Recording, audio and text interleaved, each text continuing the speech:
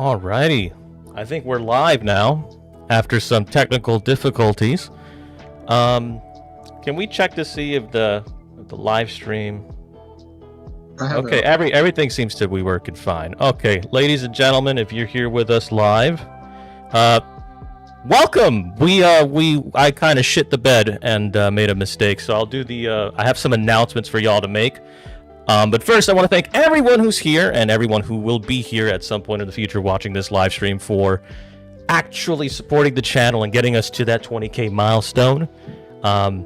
This live stream is something that I do usually when we reach certain milestones to thank all of you and so that I can chat and hang out with all of you live. I will say, though, usually there's a video that's published on Friday or Saturdays. That video has been postponed to Monday. I apologize, but yeah, I kind of felt like celebrating the 20K milestone. Speaking of celebration, I'm being joined today by my best mate, Captain Ethel, and my other best mate, Clyde. Now, both of these gentlemen, you've probably heard their voices before. Clyde was with me in the last major live stream that we had for the 10K sub milestone. But Ethel, you could actually hear his voice in my EAS Zombie Apocalypse newscast video that's on the channel right now. He actually did some voice work and helped me out with the scripting for a specific segment in that video, so thank you very much, Ethel. Now, obviously, we want to reach 100K in the future, and if we reach 100K, I might do a face reveal. I don't know. Depends on my mood. If you haven't yet, please consider a channel membership. It's only $1.99 per month, and if you haven't done so already, please like, share, and subscribe.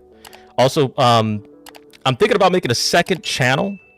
For those of you who like my more serious videos, I will be covering philosophy, religion, economics, and eventually politics. Now, if that's not your cup of tea, I won't be offended. This channel will still be the primary channel. But remember, when you go to the second channel, viewer discretion will be advised, because I will be as bluntly honest as I am on this channel, but with more serious topics, and that might lead to some feelings getting hurt. Again, I won't be offended if you don't follow me to that second channel. With that said, I think now we can start the fun. We're going to do what we did last time, and we're going to respond to community posts and to community polls. And if you haven't done so already, please check out our live chat. If you have any questions for me, any suggestions, anything you want to air out, leave it in the chat, and I will get to it as soon as I can. So, with that said, the first poll that we'll be covering is one that was posted about a month ago. Which historic military general would you choose to lead your post-zombie apocalypse community's militia? The four options are Alexander the Great, Julius Caesar, Napoleon Bonaparte, or Erwin Rommel. And keep in mind that we are considering bringing these generals to today's time period to fight a zombie apocalypse. And I'm going to let Ethel give his first response. All right. Hey guys, Captain Ethel here. So I would have to say, just based off of modern day tactics, modern day supply, and everything of the sort, I would have to go with General Rommel.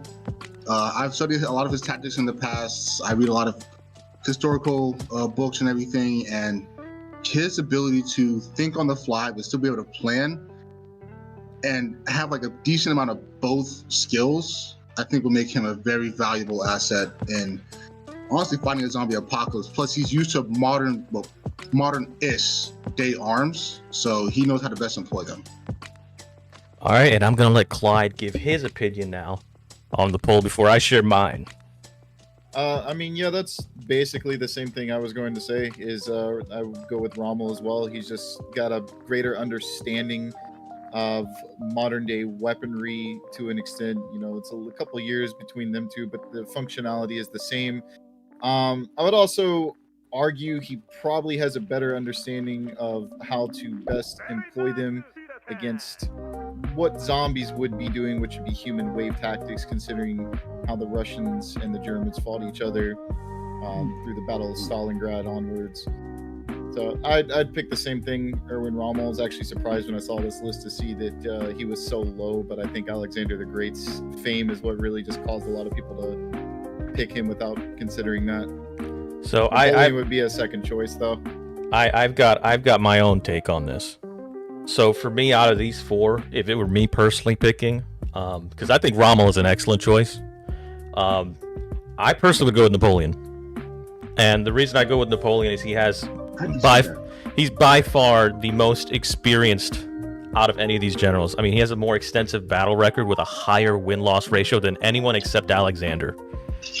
And that's why it's usually when you talk to historians, military historians, when you argue which is the greatest military general of all time, it's usually between Alexander and Napoleon. And Napoleon usually wins that debate.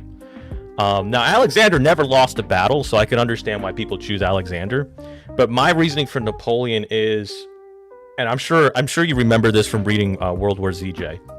I'm thinking the same thing. I think I know exactly what you're about to talk about. Yeah, the tactics used in the Napoleonic wars, where people line up in those infantry lines, and all your barrels are pointed at that mass, that human wave coming at you.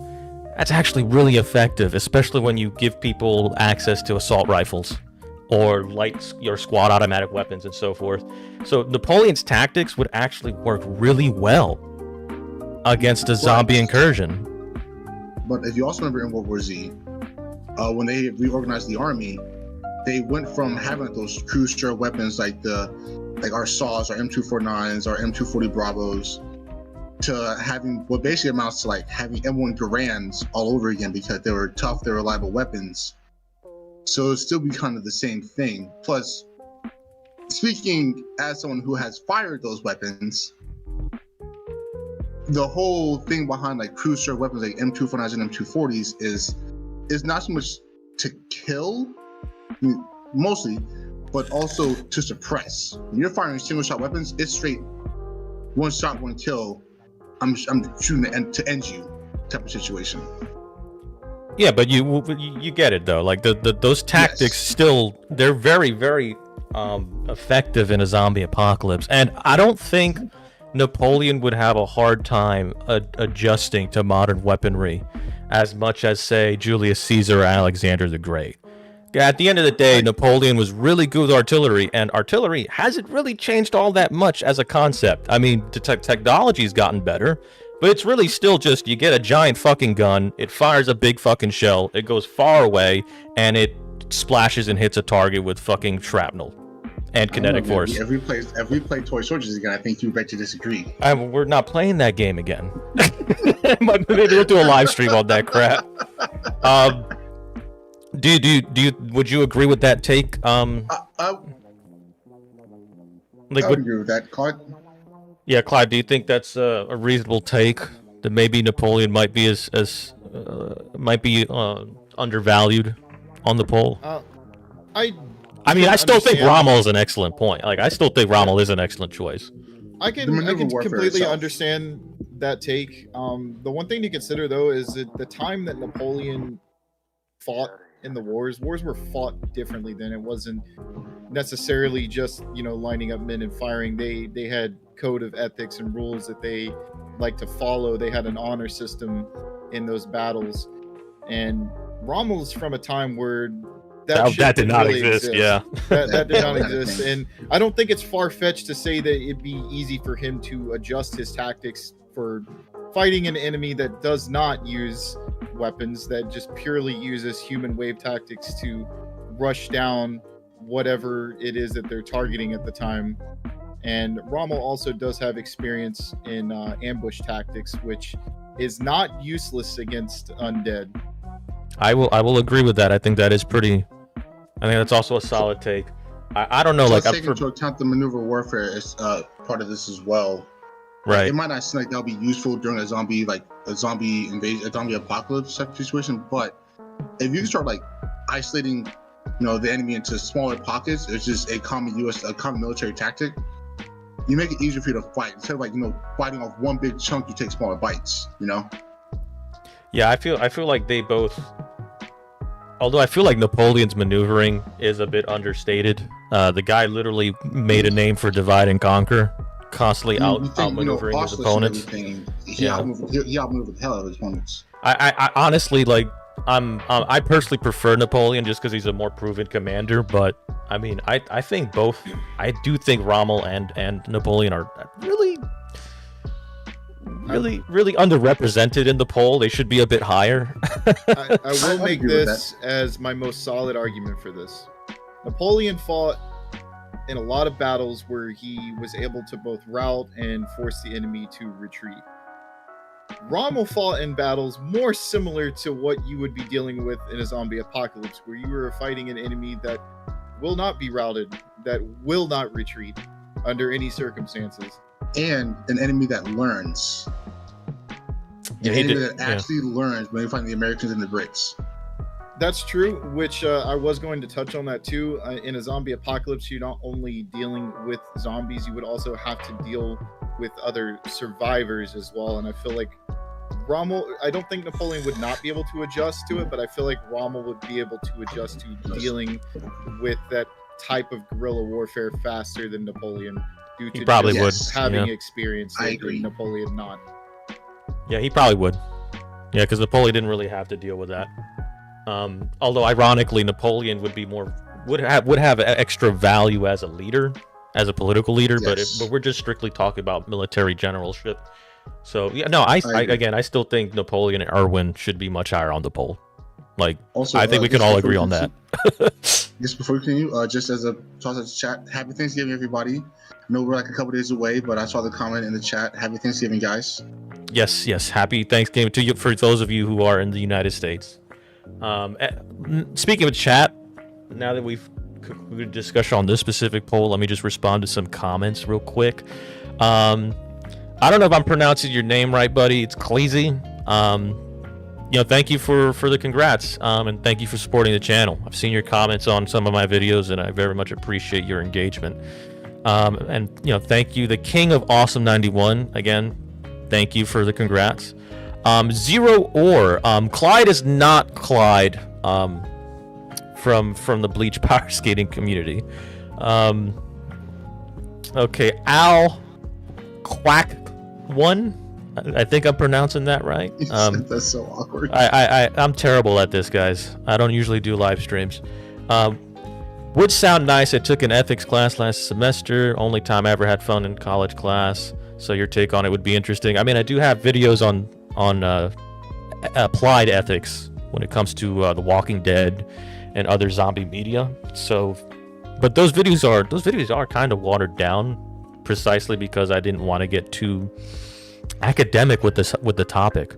But the next channel, I'm looking to get a bit more academic and a bit more confrontational and controversial with the subject matter.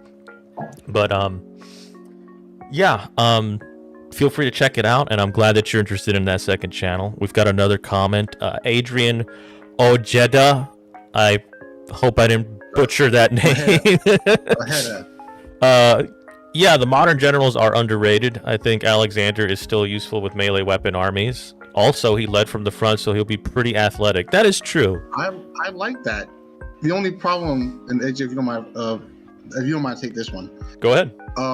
So I agree with that he will lead from the front and he's pretty athletic. The problem is with modern warfare nowadays, it's not really about athletics and everything. It's about being able to provide consistent, constant, and effective leadership from behind. Now, we saw that really start appearing as a thing during World War I. Unfortunately, it was a lot worse back then because you have these armchair generals, armchair admirals leading from multiple echelons behind the lines, and the guys are up front, getting swacked by German artillery or whatever. But the way that modern warfare works now is that you can't have your senior leadership up front because they have so many things they have to coordinate.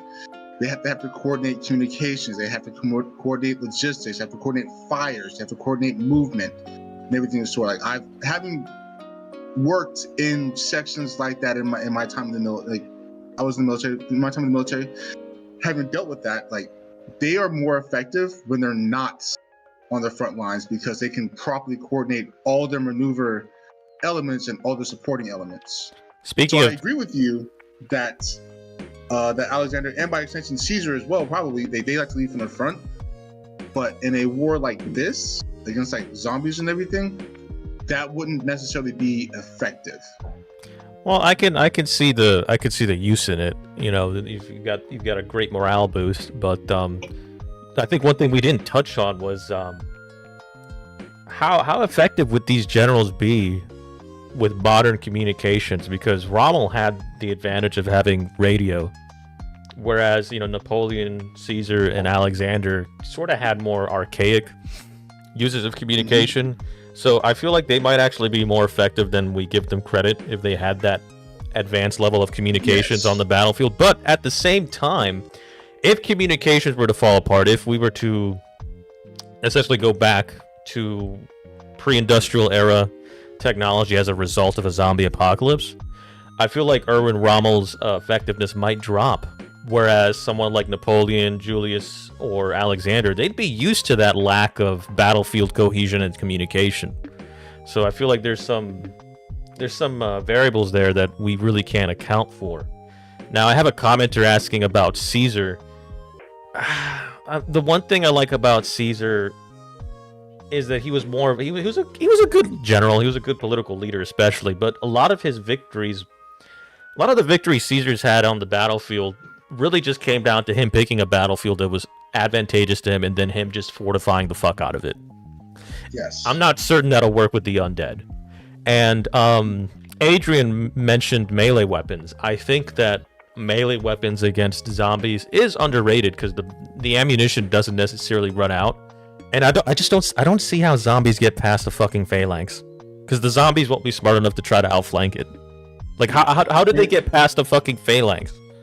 Like, remind you, AJ, in World War Z, I'm using that as an example because that's probably one of the best examples I can use.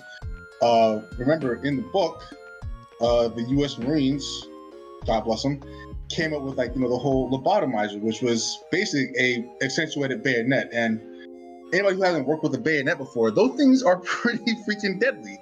Like, you can do some damage with the bayonet, and the lobotomizer was basically just a freaking metal spike that you put on your rifle. Yeah, so like melee, it's a safe ammunition, and in close quarters combat where, you know, firing a round off is probably going to blind or deafen you. Having like a close quarter melee weapon will do like a lot of good. What about the only problem Yeah. I can see with the phalanx tactic is, again, it depends on the type of zombies. Because I feel like the most common zombie type that you have to deal with in most zombie media is the type that you have to destroy the brain with, right? Mm-hmm. So if you have like waves of them piling onto a phalanx, like realistically, how many of them are going to fall headfirst on the tip of a spear? Because then they just end up impaling themselves on the spear, and then they're flailing at you, and then there's more and more and more piling. So realistically, how long until that phalanx gets just overwhelmed by sheer numbers and weight? Yeah, that's also another true. concern. That's another concern. Unless you manage to damage them to the point where they're incapacitated but not dead. But which arguably makes them probably even more dangerous, because the safest zombie to deal with is one that's upright and walking at you. Vice, if you have something that, you know, has his legs cut off, or, you know, its, you know, arms, you know, kind of sheared off and everything, that's all the more like potential points that it can affect you. yeah, it's just a lot of fucking variables to consider. There's just a lot, like imagine if you're dealing with like if the phalanx is gonna get crumpled if you're dealing with sprinters. Like if you're dealing with the rage infected, the phalanx is gonna like easy stomp the rage infected, because, you know, you don't have to headshot them, and, you know, God forbid they're dealing with Left 4 Dead zombies. Special effect. Like, can you imagine a tank ripping through a phalanx? Just I don't even need a tank, a spitter. Like a spitter alone. Oh my god, the spitter. Oh my god. The charger. And actually, James Lopez in the chat, he actually said something very accurate. Is that the thing most people don't understand is that you need to keep your army moving, and humans get exhausted. The phalanx were great because men get tired and the formation wasn't known for its speed, and that's 100% accurate.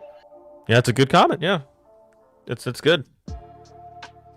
All right, I think we spent enough time talking. You know, this might actually be a good video, like a good dedicated video for in the future to spend time on, because there's just so much to like really parse in this conversation, and there's a lot of generals we could talk about from the past. But let's go to the next poll. So the next poll is, as the leader of a post-zombie apocalypse community, which doctrine would you use to best describe your personal approach as the leader of a community? Alliance building, a conquest-oriented community, or isolationism?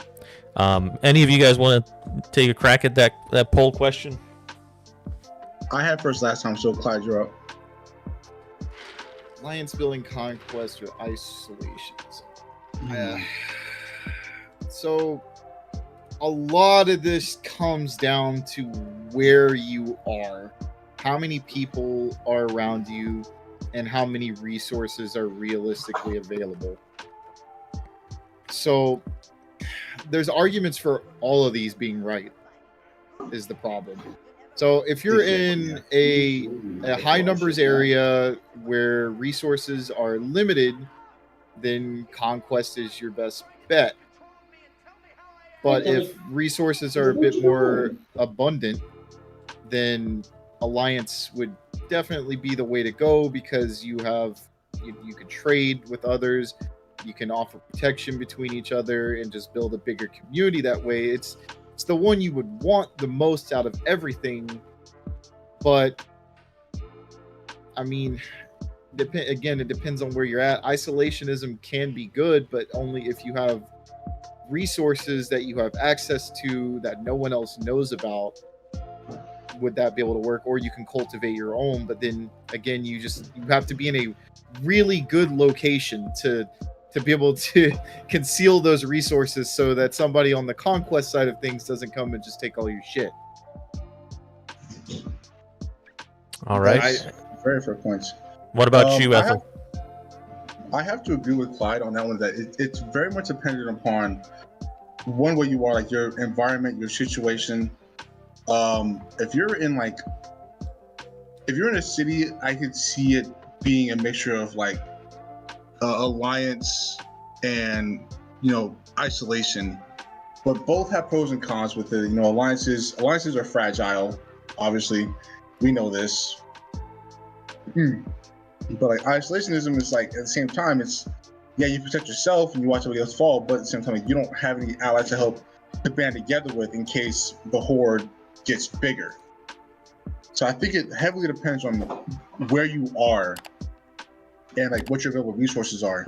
Because if I were to have a community out in like the middle of flyover America, for example, I would probably go for like isolationism, because it's probably just us. We have more resources for ourselves. We can take people in. We can do what we need to do. But if I'm in, say, New York City, which would be a literal nexus of living dead, having alliances, even at a, pragmatically speaking, just another group to, divert the undead to, as crass as that sounds, like that would still be very helpful. Plus, you have other people, other groups who have different expertises and everything that are able to help you out. Right. I think the conquest part, I'm not sure if I really fully agree with that. Just because I want to believe in the spirit of human beings and us cooperating with each other, but I agree with the sentiment that it really does depend on where you end up at and what your current situation is, because there really is a time to just lay low and not fuck with anybody, and then there's a time to actually fuck around and find out, and then there's a time to go around making friends. Yes, I'm gonna look at this as a general rule of thumb more so than what is the best decision in every situation. And for me, I think the people got this one right. I think that as a general rule of thumb, you want to try to make more alliances than resorting to conquest or isolationism. Conquest is too risky. It's very easy to overextend yourself. You can fuck around and find out, like Rick Grimes did in The Walking Dead against the Saviors. Mm-hmm. There's potential issues long run with annexed people that could lead to rebellions, which is what happened to the Saviors. It's also deeply unethical unless you're conquering evil people or defending another community. Isolationism is very safe if you're not found. Yes. But in terms of economic progress and a standard of living, it is inferior to both conquest and alliance building because of the inherent disadvantage of relying on autarky as opposed to comparative advantage.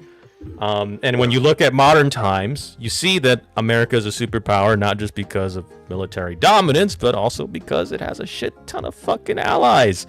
And it's just common sense, right? If you have more friends, you have less enemies. And trade tends to benefit parties that are involved, and trade also reduces odds of armed conflict due to economic incentives.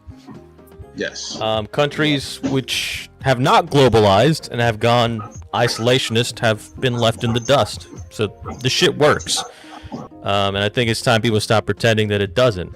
But alliances do involve risk as well. You know, you have that risk of exposing yourself. You have the risk of building a reliance on trade partnerships and defense pacts. And, you know, but at the end of the day, as a general rule of thumb, because it's not going to be the right decision in every situation, but as a general rule of thumb, I just think alliance building is what makes sense. I mean, that's what's out of these options. That's what brings civilization back from the brink of the apocalypse at the end of the day.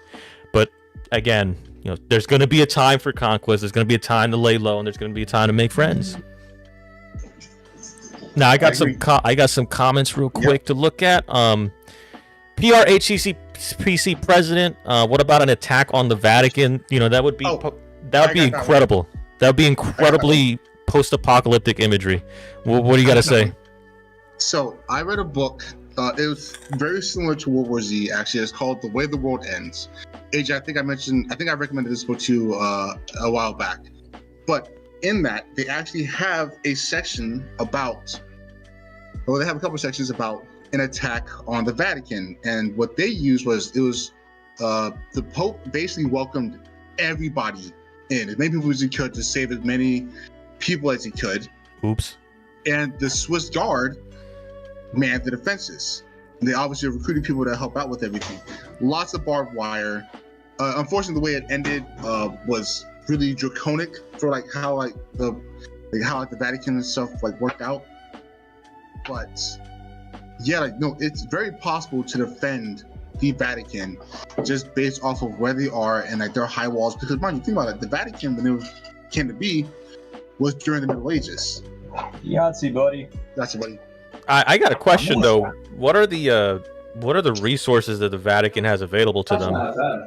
So the Vatican, depending on how you look at things with it, right? One, high walls. The Vatican City. Originally, I was basically I would say kind of like a fortress town type of situation within Rome. Does it have access to fresh water and food if it were cut off from everything else? Relatively, yes. They are near the I forgot what the river is that flows near Rome, but they do have just enough because all their pumps are into that. Now, granted, after a while, depending on how many living dead fall into the river, that water will probably become contaminated. But they're not fully draconic. They're not fully stuck in the 14th, 15th, 16th centuries. They're modern. So they know how, obviously water processing works, how to make food. They can still go out and go on scavenging parties to find food and everything in the immediate area. I'm sorry, I saw the last comment. That would be kind of funny. The Pope mobile. But, all right, buddy. Be safe. So, I got give me a second, guys. following. All right, Ethel is experiencing technical difficulties. What do you think about the Vatican, Clyde? I honestly don't know. Me neither. To be able to comment on, so I'm glad Ethel was able to take that one. I don't know shit. The Pope running in his little car would be hilarious. The Pope mobile. That thing is bulletproof, right? Dude, that'd be some Shaun of the Dead type shit. Sorry about that. My boulder's leaving. But yeah, with the Vatican, there's plenty of ways to defend it, and I think they only have a certain number of entrances, entry points, which you could really easily hard point, especially with barbed wire. And Barbara will probably tank the undead dog. Can I help you? I might have to make that into a video. Thank you. Yes, Adrian. Thank you. The Tiber River. Thank you. That was the river I was thinking about. Speaking of comments, let me just quickly. James Lopez says conquest is needed to maintain a warrior culture to beat the zombies, whereas alliances will break one by one as the settlements fall to zombie hordes. I think of the fall of the Bronze Age. For me, I disagree with that. That's a pretty good point. I feel like you don't need to. I don't really think you need to be in a constant state of war to have a warrior culture. Like, I think you can maintain a warrior culture while still acknowledging, hey, war should be a last resort kind of thing. Because if you look at Sparta, what ended up happening to Sparta, you know, a die-hard warrior culture doesn't really last forever. That's true, it's not sustainable. Okay, let's see. Tato says, I am from Mexico City. My English is a little rusty. It is still a work in progress. Sorry if I make some mistakes. It's totally fine. That, we barely speak English as it is. Yeah, we be struggling out here. We are not very good. All right, let me go to the next poll. During the first 3 days of a zombie apocalypse, which would you value the most? Food and water, security, you know, weaponry, or shelter? Safe shelter. Which one of you guys want to tackle that one first? I'll take it first. I would say for me, it would be food and water. Mainly because you can get that stuff without fighting. No negotiations or just scavenging. Shelter, if you know like a little bit about surviving outside, you can figure out shelter. Find like a cave, like the thick of the trees. You might be miserable for a while, but I mean, hell, like I've slept in a hole in the rain. And I was like, hey, as long as I have food and water, I'm good. So I would heavily lean to food and water. Food and water. What about you, Clyde? Yeah, I'm gonna go with him on the same thing. Food and water, mainly because, like, they're things that take the longest and the most effort to acquire, right? So you can find a shelter. I mean, it's a massive world. You can find a shelter somewhere, or you can build your own shelter. I mean, I'm sure plenty of people have watched those videos at 2 a.m. of the guy just building a house out of just logs that he cuts down with tools that he makes while he's just out there, or digging an entire like pool out of something. Like, people, you can make that.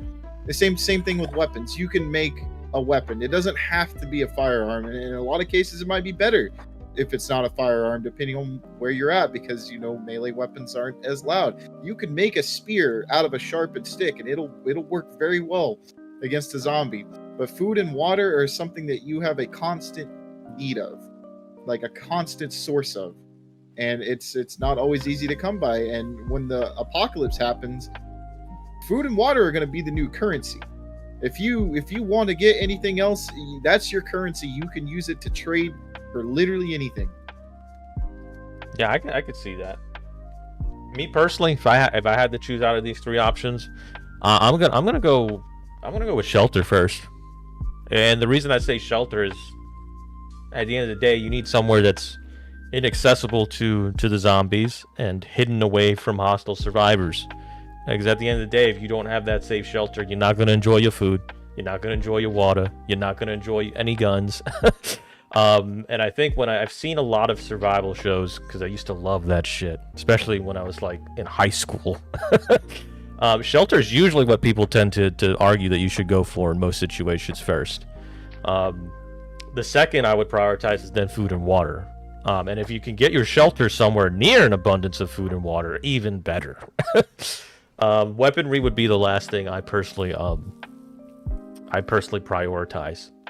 But food and water would be the second, because you can't go 3 days without food or without water. And that's it. That's the end of your run. And you obviously need food.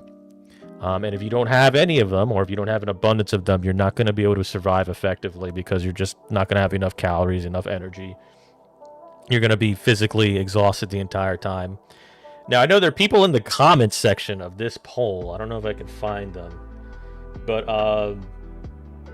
there we go. Like, here's that one, for example. Someone with a weapon could kill someone for their food and shelter. I see people say that a lot in the zombie community because I think some of y'all are kind of like fake tough guys. So I'm sorry. What the hell is this comment? Yo, bro. Come on.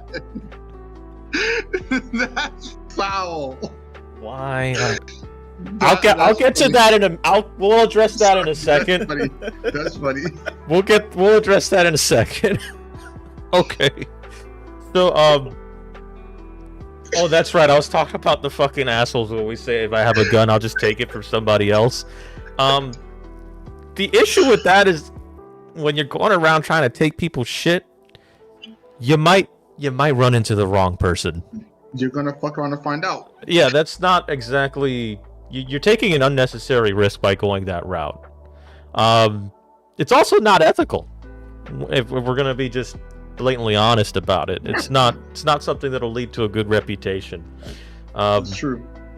Also, gunfire. Let's say you do win the exchange with whoever you're trying to steal shit from. That's a great way.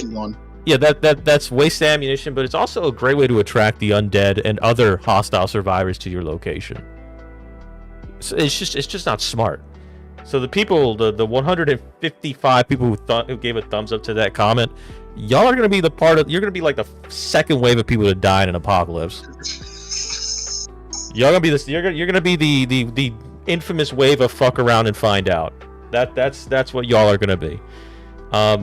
What do you guys feel like? What is your take on that, Clyde and Ethel? I mean, I'm of the same mind with that. I think your argument for the shelter is it's really good. The problem is it's like it's always the toss between shelter and like food.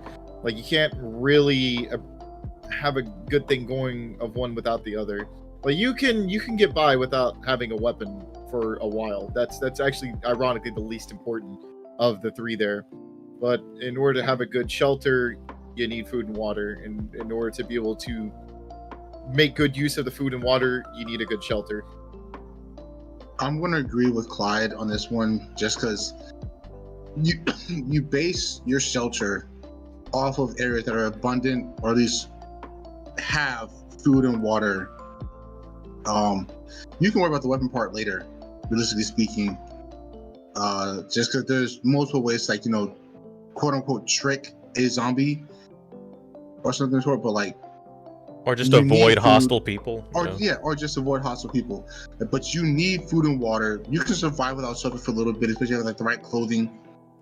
But to just get through immediately, you need food and water, and importantly, very importantly, you need to know how to obtain and sustain and actually utilize said food and water. Like, oh yeah, sure, you might be in an area that's like abundant in like deer and rabbits, but if you don't know how to cook it, that's another issue. That's another issue. Although I know you mentioned if you have water and you don't know how to purify it, you're gonna die. Dysentery. Anybody who's here who might have played, the Oregon Trail back in the day when we were kids, dysentery is a thing. Yeah, there's you mentioned that without food and water you can't really get through it initially. I think shelter matters more in a zombie apocalypse precisely because you need a safe place to get away from the things that are hunting you down. Like I come right through that shelter. Like I feel like I do feel that like shelter with food and water are kind of like intertwined, right? Like I feel like a good shelter is going to be one that has access to water and food. Yes, that's fair. So I think maybe both of them could just be interchangeable.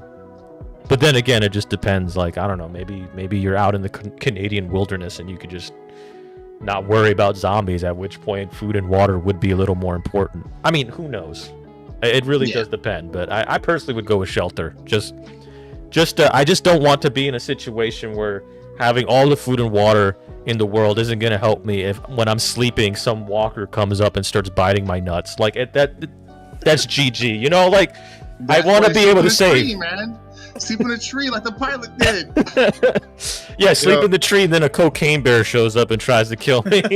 Well, that it might just be your time. I think Ethel's probably gonna hate to hear this, but Go ahead. MREs would go so hard in an apocalypse. Look. Just hang on, hear me out. Just because of the sheer amount of calories that are in MREs, they would be so good to sustain you. I mean, you'd be taking the worst shits of your life eating them constantly, but like in a zombie apocalypse, just the portability of them, the sheer amount of calories that are in an MRE would be like one of the greatest food sources you could have.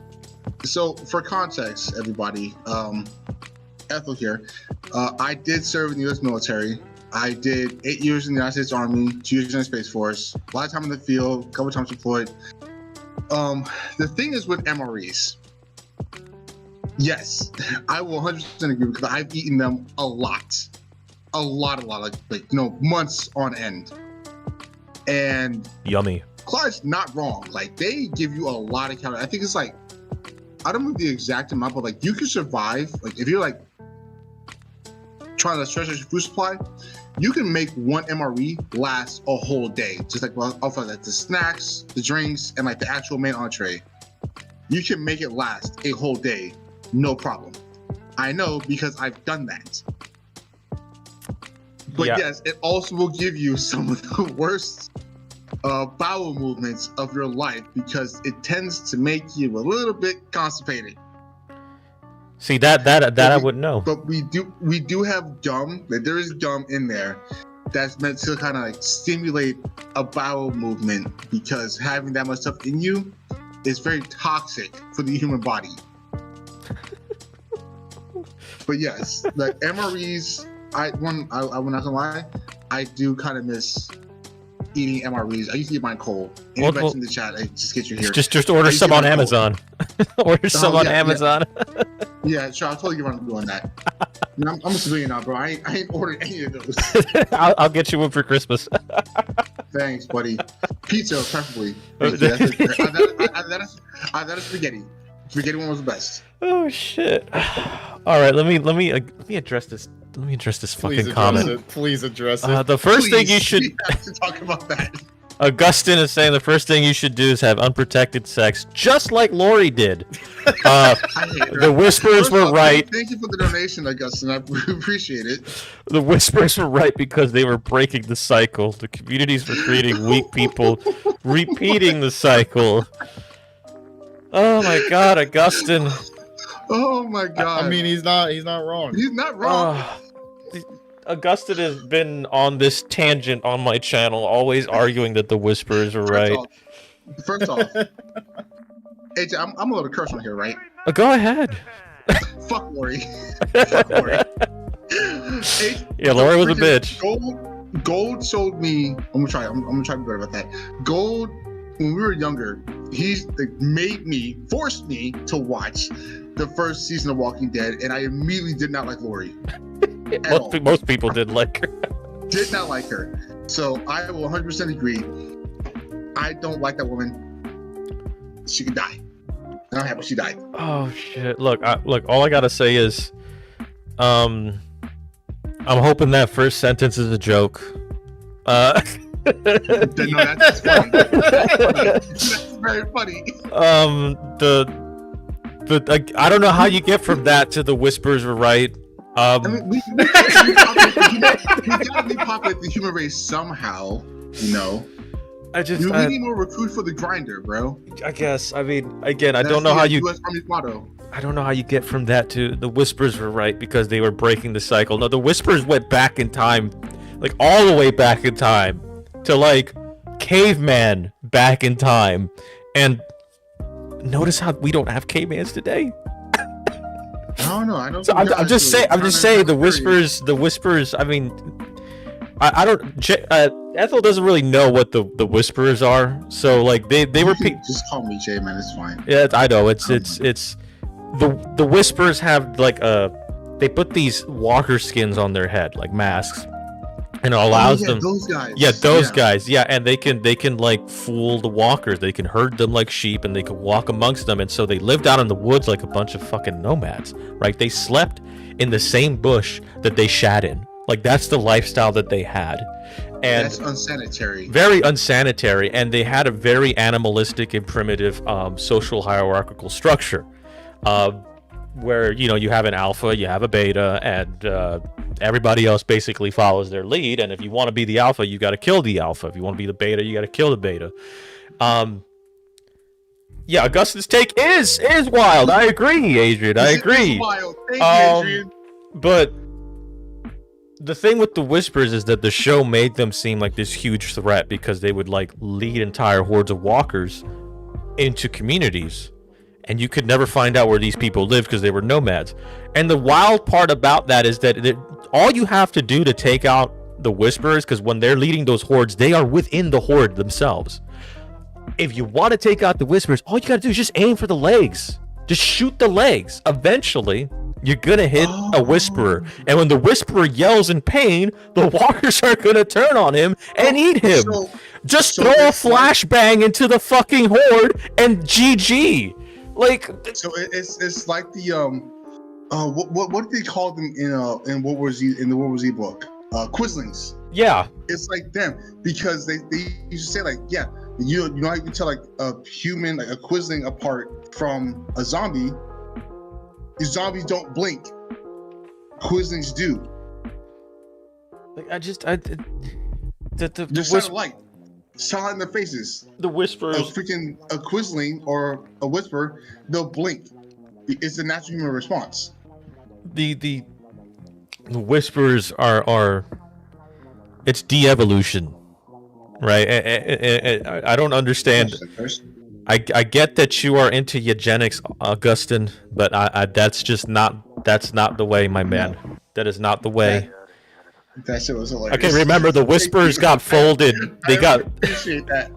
They got folded like a cheap lawn chair by some dude with swag. Went up and banged Alpha and then fucking slit her throat. Okay, Negan soloed the Whisperers by himself, basically. It only took one guy to completely. It wasn't even a societal like movement. It was more like a cult. It wasn't sustainable.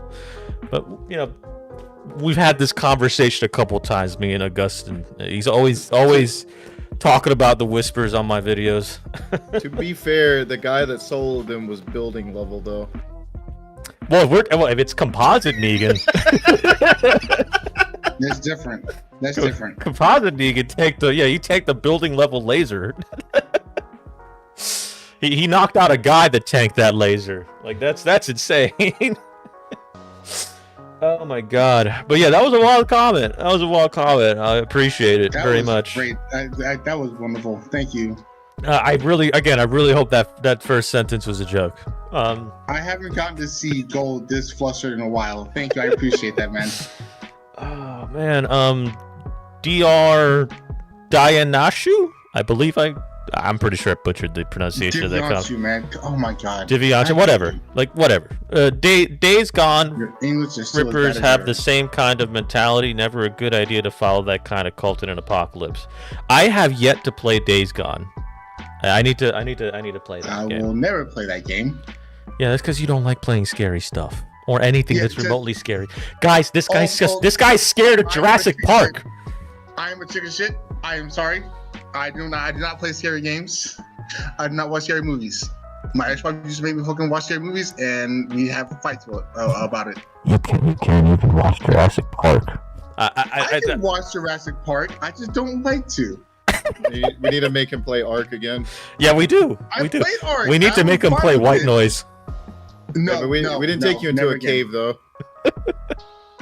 No, look, man. Gold, like he watched this prick. He watched as we played Minecraft, and I got blown off by a creeper. It blew me up, and I screamed like a little girl. My boy joined, like 2012. I screamed like a little girl, and my dad came out of his room. He was like, "Are you okay?" And I was like, "I just got blown up." He was like, "Why did you scream like that?" I was like, "I don't know." I was scared. I didn't expect to get blown up. It's great. We gotta force you to play a scary game and live stream it. Like we gotta play Phasmophobia. No. Or that one game where we gotta exorcise demons. We never did That's play that not for necessary. Halloween. We were supposed to do that. We never did play that for Halloween. We never did. I mean, I'll play for Halloween. Thank God Halloween's not till next year. All right, well let's move on to the next poll. But before I do that, Augustin had to respond. Yeah, here we go. Laugh all you want, Captain, but the whispers will thrive. They literally didn't. The communities will make a weak society that falls like the last one. Whispers are based. Okay, look, if you feel like that, tell me. I tell you what, you make a YouTube channel, you go out to an island with your friends, and you live in the same bush you shit in, and then you tell me if that life is better than the life I personally have here in the United States, and then we can have a conversation. All right, next poll. This one's gonna be a little more fun. You have a knife. That's it.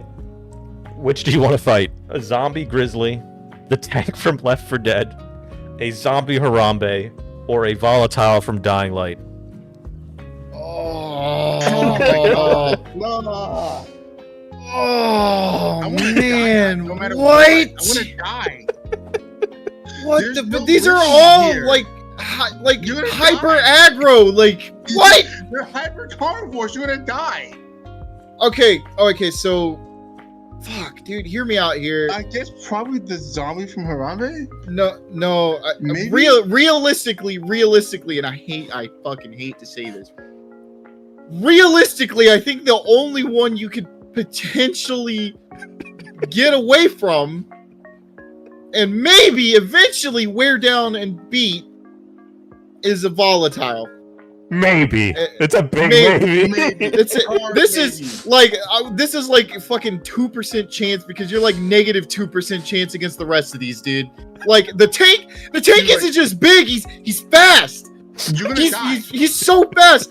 Harambe, it's a gorilla. Like a regular gorilla's bad enough. A gorilla that doesn't feel pain. No motor restrictions. Zombie grizzly bear, dude. You're gonna I die. don't even need to touch on the zombie grizzly bear because you ain't beating a regular one with a knife. Like a volatile from Dying Light. That might be like the best option. Oh shit. As far as how you, it's not a matter of what can you beat. It's Oh my God. how fast do you want to die. I think X thinks got it. I think he's got the right answer. I took the tank. I'm dying in all of these Yes! scenarios. Thank you. think he's right. Who would take the tank? Thank you. Like I'm dying all Bro, these what do you- scenarios. Like yeah, we're gonna die. What do you mean? Like the grizzly, the tank, Harambe, all three of them would just Kodiak clap you. I don't think any of them's killing you faster than the other. You're gonna die. You're done. You're done. You're done. It's not a matter of am I going to die or when am I going to die. Like it's not a matter of it's not a matter of am I going to die or if I'm going to die. It's when is it going to happen and how painful brutal. is it going to be. Yeah. How brutal is it? Like I'm going to die, dude. I'm done. Like the only reason I say volatile is like at least gameplay wise, because that's all we have to go on with Dying Light is you can outrun them. You If you're an athlete. No, it's still possible to do it though. Look, man, the three of us were athletes in high school. Okay. Oh shit. Yeah, but I wasn't a sprinter. Maybe not people. But the rest we were athletes. Look, you put me in the water, I'll probably survive. Maybe until I get dragged down by a fucking zombie shark or some shit. Or the grizzly will catch you in the water. But like I ain't gonna outrun any of these things. They're gonna kill me. Some of y'all don't realize how fast a bear is. Like a bear, No, 30 not plus running a miles an bear. hour, bro. You're not. And the tank doesn't have to You're run not because he running. can jump. Yeah, like you're not outrunning them. You're not out climbing them. You're not out jumping them. You're done. The tank Like is the gonna pick up volatile- a car and throw it at you. Just chuck it at you. You're dead. The volatile is realistically the only one. Also because it's weak to UV. was it UV lights? That's what it is. Yeah, if you have So UV it's- lights or if it's daytime, you won't be chased by it. Oh, that's great. So during the daylight savings time, when like night lasts like 12 hours, you're screwed. You got to remember though, that unlike the other ones, the volatile is the one that can actually do parkour. Exactly. Well, you're telling me a gorilla ain't doing Right through parkour? the window. You're done. You're telling me a gorilla ain't doing parkour? The tank doesn't even need to do it. He can just run through everything. And you forget a regular bear can climb? I think you forget the volatile has a projectile. I mean, so does the tank. It's slow. I know I'm gonna die. It's like, look, do I just have a gun or like one bullet? I'm just gonna end it myself. You have a knife. That's it. You have a knife. That's all you have. Seppuku's a fucking thing, bro. That's a thing. I'm slit my fucking. Hey, remember? Oh, I don't know if I should say this actually. Okay, hang on. I have to address this comment that DR made here. Down the street, not across. Listen, he said if I had a bike, I'll think of going with the grizzly. Right. Here's the thing you're like not realizing with any of these is that they're zombies. They never get tired. They're not tired. Also, you're not gonna outrun a grizzly on a bike. A grizzly can run up to like 36 miles an hour. Like you're 35, 30s. Like you're not gonna outpedal it. You're just not. It's gonna catch up. The fastest human being on a bike, I think, has reached like maybe sprinting like 25 miles an hour. Oh, and even let's just assume that the zombie grizzly can get tired, just for the sake of argument. Grizzlies are in just muscle fatigue. Yeah, the grizzlies, even if they're not like zombies, right? If they can get tired, they're still endurance hunters. Like their job is to run down a deer for 30 minutes until it, gets exhausted, and then he catches it. Like you are fucked if the grizzly's coming for you.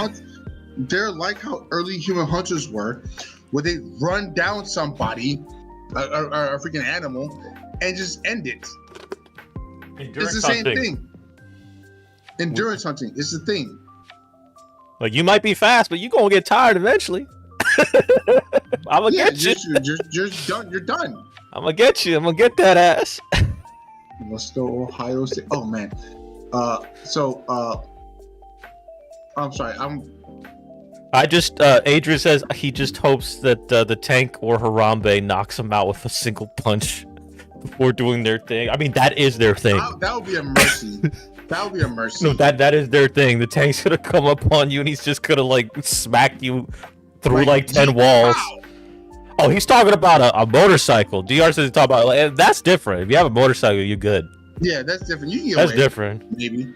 Yeah. I mean, I don't know. I mean, like a regular grizzly will get tired, but like still though, like if you're on a motorcycle, you'd still lose to the tank. I don't know if you're outrunning a flying car. Let's be honest here, right? If you're on a motorcycle, depending on the motorcycle, if it's on a dirt bike, you're probably near a populated area, which means you have to weave in and out of freaking vehicles. I can't. And that slows you down. Now, granted, probably not enough to Look, for a freaking zombie grizzly to chase you down and munch in your face. Look, all I gotta say is you better hope there's a lot of fuel in that bike. There better be a lot of fuel on that bike. There better be a lot of fuel on that thing. And considering how much like modern motorcycles and modern dirt bikes and Harleys and everything hold, like enough for like maybe what? I would know. No more than 200 miles, if that. If you're on a cruise. I'm sure by then he'll lose the grizzly if he's on the freeway. I'm sure he'll lose the grizzly. Maybe depending on where you're at. Like if you're like in like certain areas, no. Like case in point, right?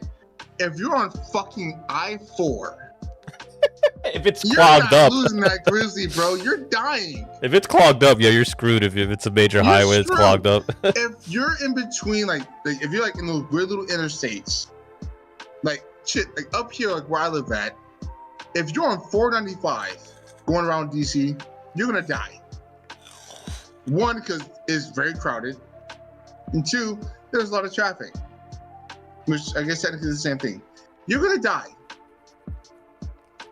Either way, if you're in New York, you're gonna die. Either way, you don't have a motorcycle in this scenario. Like point being, you have a knife and that's it. you gotta pick one. A fucking knife. You gotta pick one. Oh shit! I'm gonna move on to the next poll. Because it's there's no. Adrian, I appreciate the comment, man, but no, we're going to die. Everyone's dying on this one. All right, next poll question is, which U.S. military installation would you rather be posted at during the zombie apocalypse? This is mine. Go ahead, read it, but this is mine. We have Diego Garcia, Area 51, Fort Moore, or the Cheyenne Mountain Complex. And before you answer, I'm gonna let Clyde answer this one first, and then I'm gonna answer. Then you're gonna answer because you're the one who's actually been in the military. How wrong you guys are. If I'm being realistic here, Area 51's probably where all this shit started. No. Hey, it's not your turn yet. I can say it's not there. I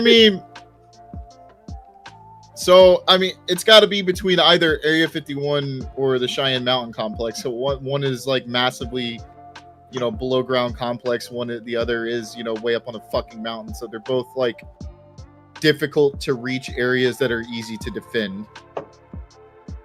I think the mountain complex may be a little bit better. I don't know enough about Area 51 to say, oh, there's a lot of exits, if you get overrun in ground, below ground or anything. There's not.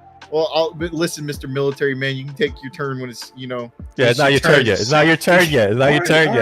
Mister, I've been to all these places. Hey, I know all this about it. You gotta be careful with that security clearance of yours, all right? You can't be spilling the. This is a live stream, okay? Like. Go ahead. I think I'm with Xtink on this one. The island sounds pretty good. I was considering that, but it's like, again, in an apocalypse, you have to consider logistics. Realistically, how long is that going to hold out? I mean, it's a tropical island. I'm sure I can get some fish. I can build some distilleries. I'm safe from everyone and their mother. I mean, although Clyde, let's be real here. We still got Fort Benning. Like we're not. No, Fort Benning shouldn't even be on this fucking list. That's on there just for a fucking meme, bro. That shit went day one. It was gone. Fort Benning, Rick, still an option. Fort Benning.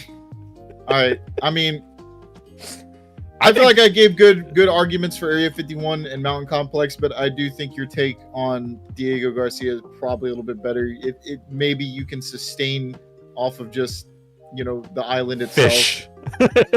Fish. Oh, the only thing that sucks about the island. Yeah, I was gonna say the only thing that sucks about the island is you got to worry about storms, and nature doesn't give a shit about your apocalypse. Maybe Ethel can give us the answer to this at some point. All right. Because I'm not sure if there's any cyclones that actually go towards Diego Garcia. Yes, maybe there are. They do. Okay. Well, what's your take? let's go one at a time, right? Let's go one at a time. So first, let's talk about Diego Garcia, right?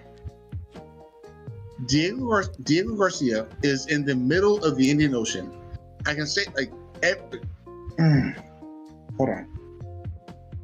Road trip to Fort Benning will die on the way there. I'm flustered. So everything I'm going to say, it's not classified. Okay. I'm putting that disclaimer out there right now. It's not classified.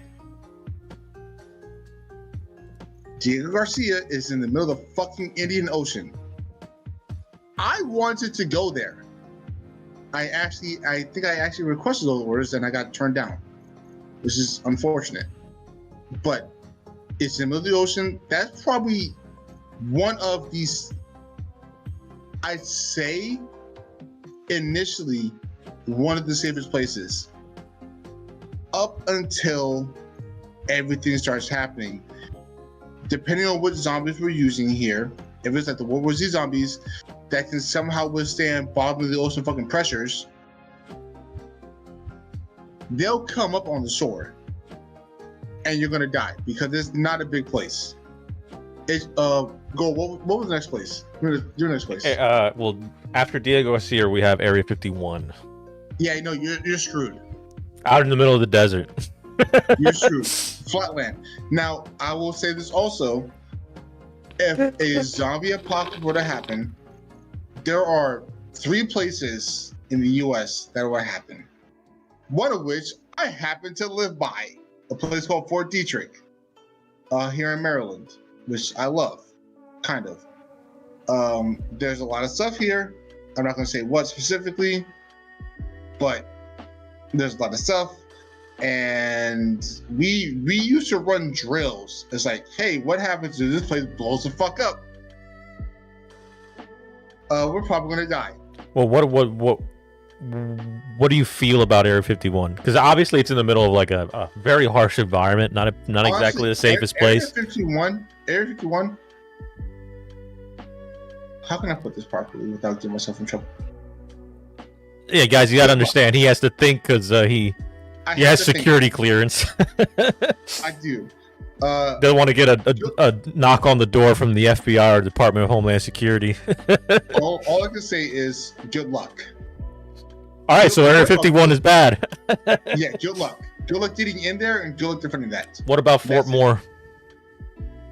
Fort Moore, formerly known as Fort Benning, down in Georgia. Oh, where I went to basic training at. Yeah, no problem. Would you go there, or is it bad for you? Oh no, I would go there because it's a bunch of kids.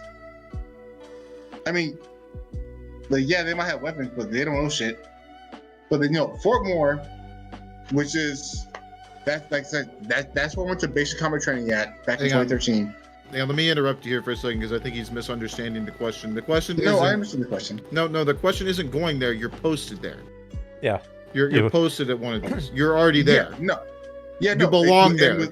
With Fort Moore, I would not be worried. You would be worried at Fort Moore. I would not be worried. I mean, like, the sheer numbers, sure, maybe. But being at Fort, I refuse to call it Fort. I'm sorry. Benning. I understand. Fort Benning. Being at Fort Benning, I would not be worried. You wouldn't be worried at Fort Benning. I would not be worried at Fort Benning. There's not even a perimeter defense at Fort Benning. Yes, there is. You guys got chain linked fences. That's enough. I don't think that's enough. Also, no, so the thing is, with Fort Benning, there's just one thing you need to do, and it's strictly occupy the high ground. Fort Benning is built on fucking It's a big fucking place, too. Is built on hills. And trust me, I know, because I've rucked up those hills. Yeah, you told me. Walked up those hills. You told me about your marches. Yes, and they sucked. I'm not worried about Fort Benning. I would be worried about Fort Benning. If you hard point like the hills, if you like actually solidify the hills, you're good. I'll tell you why I'm worried about Fort Benning. South of that, questions. I'll tell you why I'm worried about Fort Benning. It's in the middle of fucking Georgia, and that's like the last place I want to be. Last place I want to be is at a well-known military base that's about 100 miles away from Atlanta, one of the most populated areas in the South. I don't want to be there. I feel like everyone and their mother's gonna go to Benning. Like, I don't want to go to Fort Benning. I think fair enough. Actually, was with that book I mentioned before, The Way the War Ends. They mentioned like the Army hard points Fort Benning because it's easy to do it, because it's there, it's convenient. You have everything that you need there. It sucks, but you have everything that you need there. Now, dealing with the horde from like Atlanta, good fucking luck. I would not want to be at Fort Benning. I would say Fort Benning. Like, I just feel like everyone and their mother is gonna go to Fort Benning, or more. Like, everyone and their mother is gonna go there. Like, that's the last place I want to be posted. Like, I feel that place is gonna get overrun. The one nice thing about Fort Benning is that I know they have a runway. At least you can get the fuck out if you have to. In the air. We have a couple of runways. Yeah, because I saw the satellite imagery because I did a video why Fort Moore was a terrible idea from The Walking Dead, and in the lore of that universe, Fort Benning got overrun because everyone and their mother went to Fort Benning looking for safety. The thing is with Fort Benning is that we do have runways there, because we also train our airborne guys there, so we need planes. Yeah, you can get out if you have to. Get out. Just you're not getting back in. But I would not want to be stationed there. Just like on its own, solid. But when you consider everyone and their mother in the South in that region within 100 miles is going to be coming to Fort Benning for safety, no, I'm sorry. I don't care. I don't care how many. I don't care. I don't care how many green recruits you have stationed there. They're not gonna take on millions of survivors turned into walkers. They're gonna get overrun. No. I'm not going to Benin. I'm not going to Benin. Hell no. On its own, yeah, pretty cool. Zombie apocalypse? No, dude. First off, it's just again, as someone who was stationed there, fuck Benin. I don't ever want to go back there. I don't want to go back to there or to Fort Gordon. You get a 180 on that. Near Augusta. I don't want to go back. I think he was thinking about it more of a more on it on its own as more pragmatically. Not when you throw it in the middle of a zombie apocalypse. Like most U.S. military bases, if you just say like, hey, yeah, we're doing this like zombie style, they're not gonna live because I don't know. Maybe Cheyenne Mountain Complex might be good. I can't comment. Although I don't know how the Cheyenne Mountain Complex would be resupplied if the entrances get clogged up by the undead. I can't comment on that. I'm sorry. Yeah, you can't comment on Cheyenne. He can't comment on Raven Rock. He can't comment on. I'll probably get killed. Yeah, he'll get that knock on the door. Hey, Clyde, play the sound effect on Discord. The sound that Ethel's gonna be hearing when he says the wrong thing on a live stream. Like if you've got. FBI, open up! That is exactly right. It. It's just I'll be gone. I'll just be gone. DR is asking off topic, but I wonder what kind of zombie apocalypse would a country as closed as North Korea would have, considering that the virus didn't originate from there. Well, World War Z talks about that. In the book too. Yeah, World War Z talks about that. Yeah. I feel like the World War ends. You got to understand that the North Korea, it's a closed society. If we're looking at it realistically, like not just based on the book, but like realistically, their border with China isn't really like. It's very porous. It might as well be considered open if you have zombie hordes going through it. It's not like the border with South Korea, which is heavily militarized. So you might not see a lot. You might see a lot of resistance against the undead on the southern border, but on the northern border, you got billions of Chinese people. It's literally border China. Like, North Korea is fucked, dude. Yeah, they're not gonna do so well. It's gonna be like everywhere else at some point. Although World War Z's take on it was interesting, like the whole population disappearing and everybody being scared that like North Korea just went underground and one day somebody's gonna open up the wrong tunnel and like millions upon millions of undead are gonna come pouring out. I thought that was an interesting part of the book. And then in the movie, they did something interesting where they talked about how North Korea removed everyone's teeth overnight. And, the virus can't spread if people aren't biting. I thought that was pretty interesting. But, yeah, no. That northern border, people, seem to forget. That'd be very easy for billions of Chinese just come pouring in through that. Because they don't have it fully. It's not like the demilitarized zone with the South. Next poll. You are starting a livestock farm for your post-apocalypse community. A traveling merchant comes to your settlement and is willing to trade you some livestock in exchange for some of your goods. You have 0 livestock, so you accept the trade. Which set of 5 animals do you pick?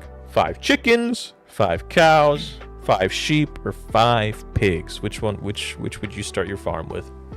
Oh, I'm gonna let Clyde answer this one.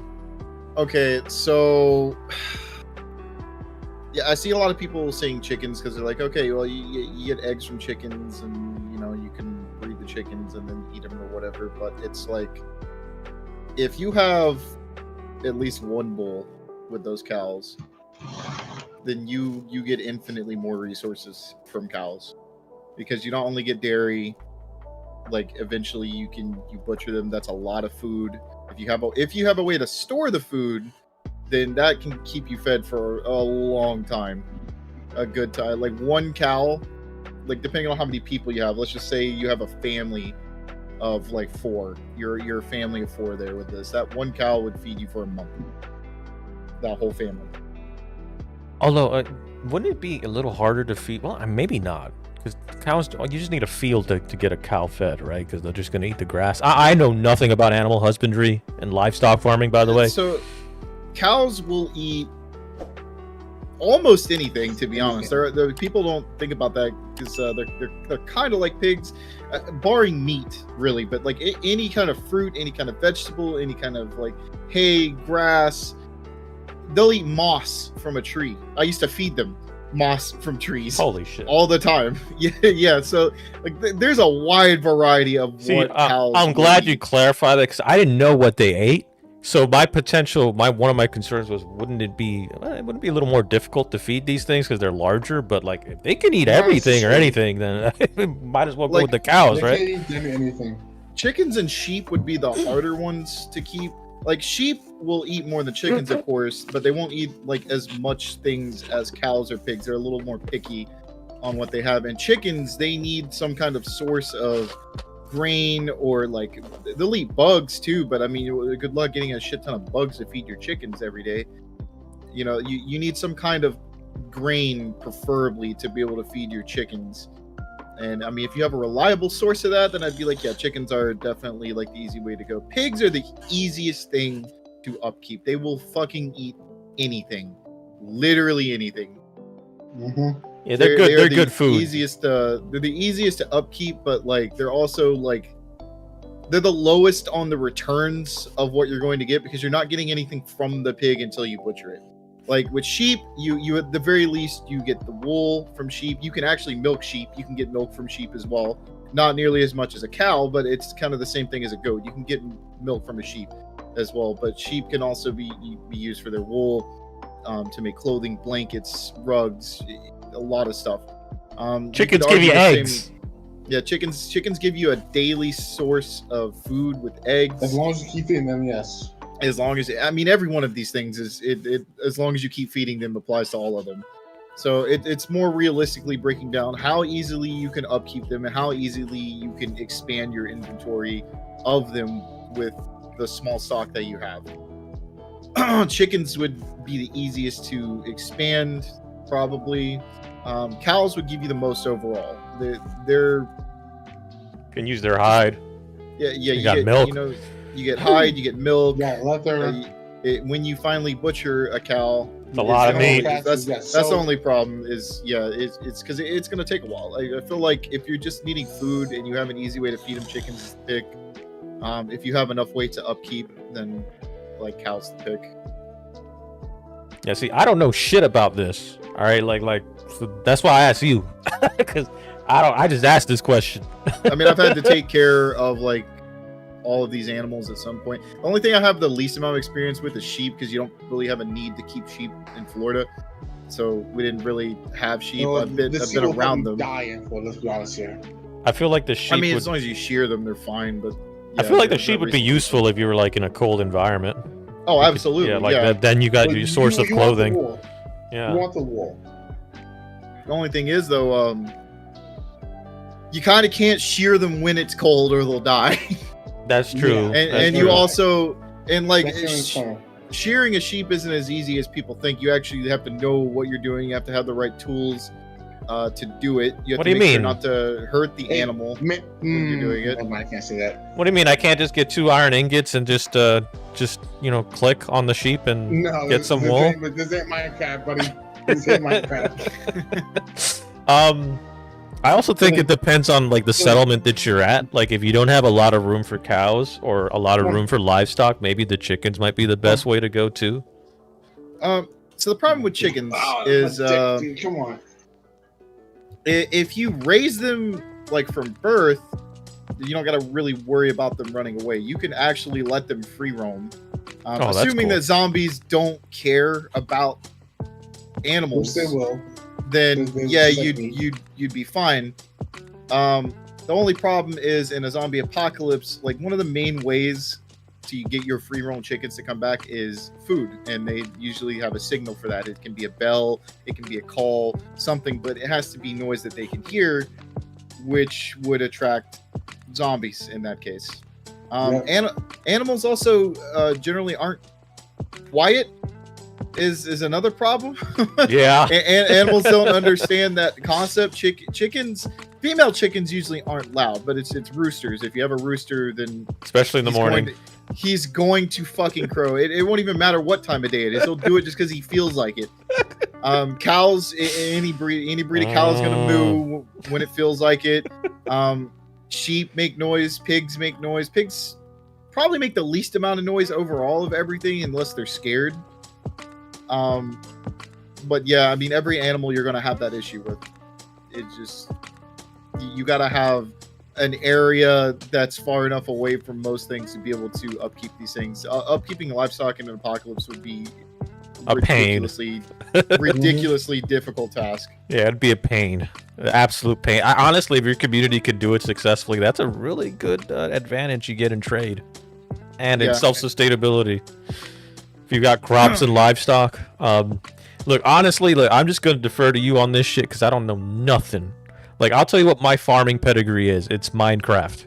Right? That's my pedigree. I was like, the chicken give me feathers, it give me eggs. Cow give me milk, meat, and leather. Okay, sheep, I just click on it, I get wool, and it makes meat. And pigs, it just meat. And I can ride it, and if I have a stick with a carrot, I can, use it like a horse, I guess. I don't fucking know. That's my pedigree for livestock farming. And I think I could say the same for Ethel. Yeah, I mean, I know a little bit more just because I had to learn a little bit more.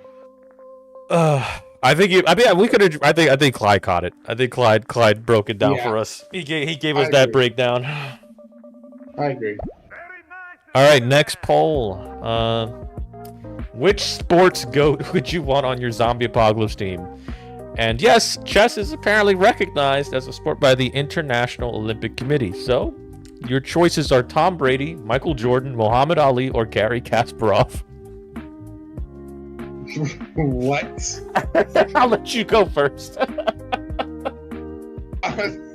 Tom Brady, Michael Jordan, Muhammad Ali, or Garry Kasparov? Who are you putting on your zombie apocalypse team? Bro, probably Muhammad Ali because he can just fucking punch the goat out.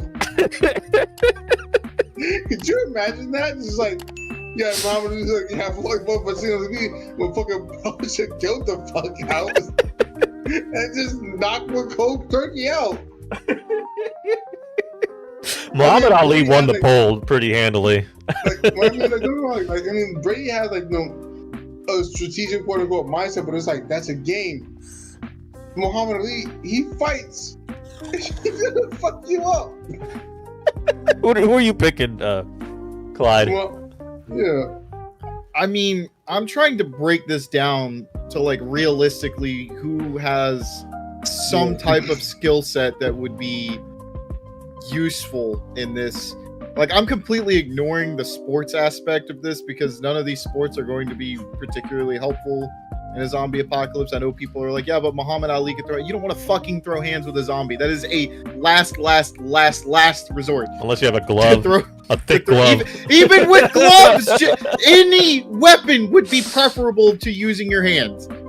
Literally any weapon. Because you ever try throwing a punch at something that doesn't feel pain?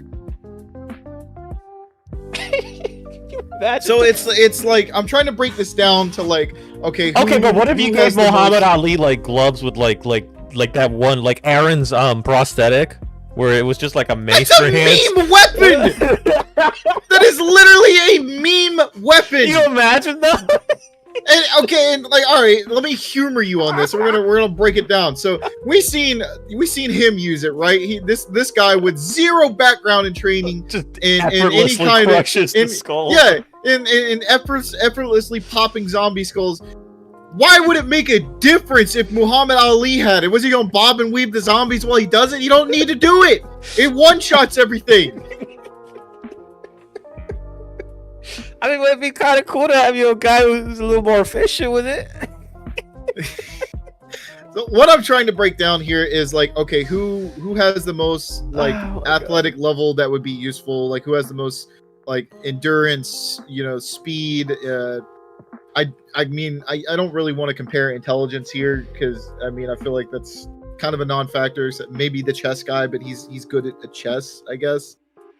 But guess what we're looking for is like, you know, speed and endurance. Who would be more helpful? I feel like Jordan And- might be the best pick, honestly. Who's the best shot? You know, with a gun. I feel like Jordan would be the best suited because basketball player. I hate to say it, basketball players are just, in terms of endurance, for constantly moving and being dexterous and athletic. Michael Jordan be pretty damn good at doing loot runs. I'm just saying, like he'd be pretty reliable. Yeah, I feel like if they hadn't picked Tom Brady and maybe if they'd picked like a running back or something, he'd be better in the running for athleticism against Michael Jordan. But yeah, I think Michael Jordan definitely probably beats out the rest. I'd say Ali probably has the most endurance though. Like he can He has a probably different keep type of going endurance. longer. It is a different type of endurance, but if you've ever like moved around constantly and thrown punches, like you get gassed out pretty fucking quick. Yeah, 3-minute round. People don't realize how exhausting that actually is. You will get gassed out pretty fucking quick, man. And I'm not discrediting Jordan at all because basketball is, again, it's a very movement heavy sport. You're constantly moving around with that too. I feel like he's probably on par with Ali on that, but I'm giving the edge to Ali in endurance mainly because he does all that while taking hits or dodging hits at the same time. Yeah, he's got to That's just take an hard endurance. hits. If I'm giving speed though, it's going to Jordan, bro. Jordan's he's fucking tall as shit, dude. Like there's no way that man's not like at least 1 times faster than everyone on here. Yeah, I just feel like Jordan, the dexterity and just the level of stamina, because we're talking about a guy who never missed a game when he was playing in his peak. Yeah, even when he was sick. Yeah, even when he was freaking sick, and he's out here playing like a ton of minutes, going back and forth, up and down a basketball court, full speed, while dribbling a ball. And the amount of dexterity, like, people don't realize the amount of, like, pain and stress your ankles go through when playing basketball. Like, this is a guy who'd be really good at loot runs. Like, this is a guy who'll be in an urban area. He'll be able to make those snappy, like, you know, turning left to right immediately. Like, he'd be super reliable in that regard. Now, DR talked about maybe considering Gary Kasparov because he's a chess player. Now, I like chess. I love chess. I play the game. I used to play it quite often when I was younger. At some point, chess goes from being able to teach you how to think critically to just you having to think with nothing but a chess mindset. A good chess player is going to be good at chess. Yep. And that's it. Understanding the Rui Lopez and how to play a Sicilian Najdorf is not going to help you figure out how to, combat the undead. There's a serious diminishing marginal utility with playing chess in terms of critical thinking. And Tom Brady, I think he's a solid pick. I just think Jordan's better. I think Ali and Jordan are better than Brady. Yeah, going back to the chess thing, I want to make this argument with here too. Let's just throw out the part you said at the end there. Like, a good chess player is going to be good at chess because they're thinking totally 1000% in a chess mindset, because that's what you need to be a good chess player. Let's take that back and let's just say, yeah, dude's smart, dude's good at planning strategies. You're planning strategies against an opponent that makes the same play every fucking time. There's never going to be a deviation from the undead and what they're going to do. They're going to see you and they're going to run at you. Yeah, that's it. Yeah, it does not take a genius to outplan that. It really doesn't. Yeah, at some point you just got to learn, it's the undead will be attracted to noise, they'll be attracted to your scent, they're going to mindlessly follow you. It's not hard to learn how to get around that. It's like playing what's coming every time. It's like playing against an opponent in a fighting game that spams the same attack over and over and over again and expecting a different result. It's never going to be a different result. If you know how to deal with it, you know how to deal with it. You never need to deviate from it. DeRosa, I think's right. DeRosa commented a soccer player would have amazing cardio. Absolutely. Yes. Soccer players 100%. and who's the goat of soccer? I forgot his name. This is like Ronaldo. I was watching a show on Netflix called Golden. I don't know, man. I'm a freaking American, man. We don't know the ghost of soccer. I forgot his name. I was watching an episode and they sold a jersey or a trading card of the guy. which had a piece of his jersey in the trading card, and that thing went for like millions of dollars. Like, could Captain Gold outrun Otis? Is the real question. I don't know. Which Otis? Hey, which Otis? The Lightbender or Lightbender Otis? No, he ain't outrunning Lightbender Otis. Ain't happening. Yeah, Messi. That's the guy's name. I don't know if I'm pronouncing that right, but that's who people usually think is the soccer goat. But yeah, no, Otis. I don't know if I could outrun Otis. Otis is pretty fast. If you look at if you go back and see the episode where Otis and Shane, if you go back and see the episode where Otis and Shane are at the school, you'll see Otis was actually running faster than Shane. So like redneck man, that weight don't mean none. You got a lot of momentum built up behind that weight. I'm just saying. So I don't know if I could outrun Otis. Although imagine if Otis turned into a volatile. Now that would be nightmare fuel for me. Okay, so I think it's been an hour. It's been, yeah. I think Jordan's the best pick here. I mean I can see Ali being a solid pick too. But it's been cardio. We've been doing this now for how long? Let's see. We've been doing this for like almost an hour and a half, I think. Yeah, about that. Yeah. Okay. So I think now would be a good time to cut it off. Again, I want to thank you all for being here. For those of you who managed to watch the stream, I know some of you will watch it later when you eventually see it on your feed. Please remember to like, share, and subscribe, and to click the bell as well. That way you may be notified when I publish a new video. Is there anything you guys want to say before we hop off? Anything you guys want to share? I think I got everything out. I think we had a really good discussion today. Yeah, I'll answer. Well, I'm gonna answer one last question, and then I'm gonna get out of here, guys. What would you do? I want to eat. Yeah, what would you do if you get stuck at the Grady Memorial Hospital at the start of the pandemic? Leave. I'm not staying at the hospital. I'm done. We're done. I mean, so like, realistically,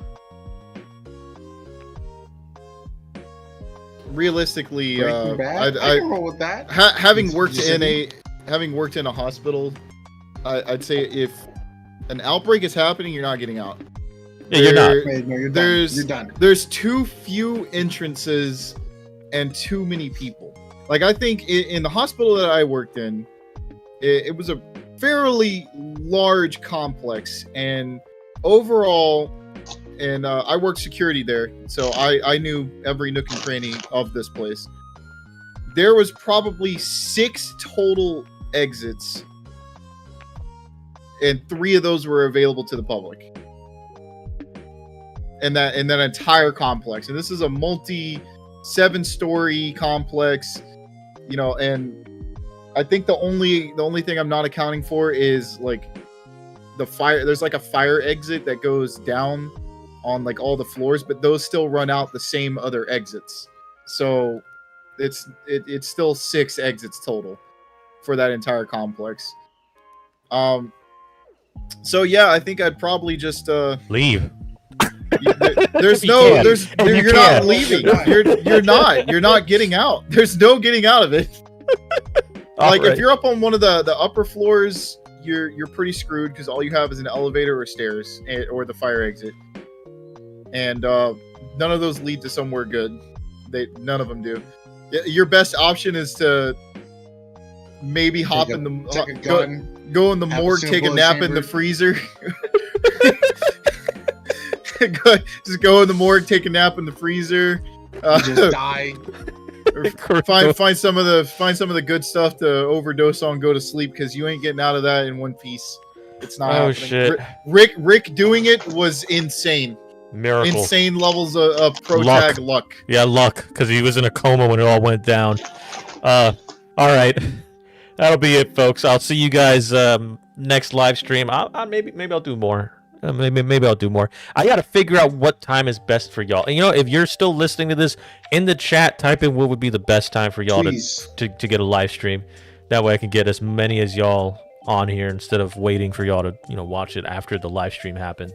But anyways, again, I'll see you guys in the next live stream. Let's try to get the 50K subs within 3 months. That'd be great. Let's try to go for that. 50K! And then 100K, and then 100K, maybe a face reveal. Who knows? Anyways, I'll see you guys later.